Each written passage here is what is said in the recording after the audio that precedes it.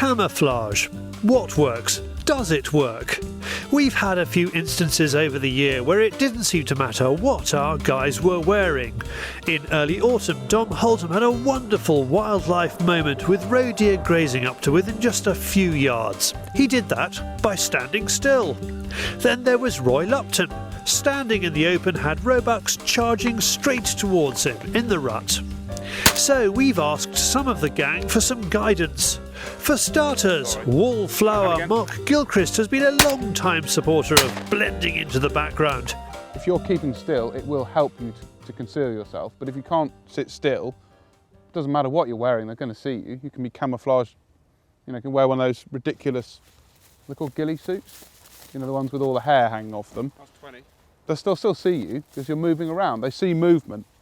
Most birds, I think, are colourblind, or they've got poor colour vision, and what they see is movement. Also, if you wait till the pigeons are just about settling and they're flying right, if you get up, it doesn't matter what you're wearing, they can't see you because they're focused on making sure they're not hitting the ground. We've asked Mark to take Camo to a new level. Is it the Emperor's new clothes? Get on, get on. My bum look big in there. Right, does it? Go on, get on. That's the thing I love about Labradors over girlfriends is girlfriend now would just go mental. Have you ever turned up to a dinner party dressed like this? They don't like it. But Dawn, she just thinks the whole thing's a lot more fun. If what you say is true, you should be able to shoot some pigeons like that. Yeah, no problem at all. My modelling career never really took off. I mean, I'm not sure I'm going to swing through properly because I've never really worn things that, it's not really, I don't think this isn't my size, is it? I'm going to keep it though. I certainly don't want it back. Quite offended by that actually. We'll come back to Mark later and see how he's getting on. Broadly, it comes down to what birds and animals can actually see. Do the colours matter, or is it more about movement? Andy Crow has also been known to wear camo, but today he's going to try and shoot a few crows whilst wearing a high-vis jacket. Our budget couldn't stretch to 2 mankinis. As you can see, I'm wearing, well, this isn't exactly camouflage. Just had a pigeon come across the field. I've stood up and shot it. And now, you can't get any brighter than this, can you? So, providing you've got a good hide, keep still, come up when you're ready to take the shot, take the shot.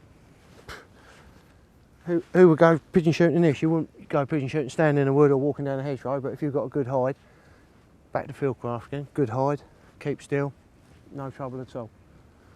Staying low inside his expertly built hide, even with the sun shining directly on him, the crows and pigeons are ambushed by Andy.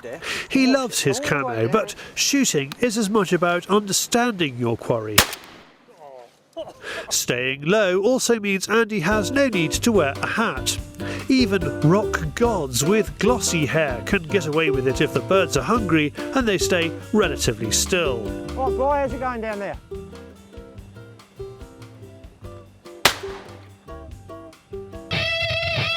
Of course, being spotted is just one way of losing that shooting opportunity.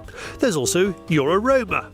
Sensible folk stalk with the wind in their face, but you can be scent free. Shampoo and washes are big business in the United States, but there are limits. Now I'm off to one of the closest things I know to a fox, Mike Powell. I've only been at his home in Devon for 5 minutes when Mike spots a rabbit. This is an ideal opportunity for the Sporting Rifle magazine expert to show how the clothes he stands up in are as good a camo as any. How close can he get? What did you get to, within 5 yards? Yes, about that. And it can't have been, it must have known. Oh yes, but if you watch animals, you can see their reactions to what's going on. And when we used to shoot foxes with shotguns, you could move out to them either in daylight or night by watching very carefully what their reactions were and reacting to their reactions. Clearly it isn't always going to work. You're not going to walk up to every rabbit or every fox or every deer. It doesn't happen. But you can get away with it quite often. So how good is modern camo? I hide a series of camo and green jackets in a hedge. Given that Mike is part man, part fox, let's walk towards them and see which he spots first. So the one I can pick out here just about is the hardwoods. Again, that one's slightly out of context because it's in green and it is a brown camo. But otherwise the others are still not visible. Yes, I can just about spot the tweed. We're about 20 yards out. Yes, at the battered barber I can see, but nobody else would if they didn't know there was something in the hedge. So who's the winner? I'd have to say, oh dear, that's difficult. I'd have to say the Rivers West. For Mike, nothing beats being absolutely still. If you keep still, it almost is irrelevant what you're wearing. If you keep still long enough, they'll generally relax. Not always, but they will relax. There seem to be ever more camo patterns on the market, but where will it all end?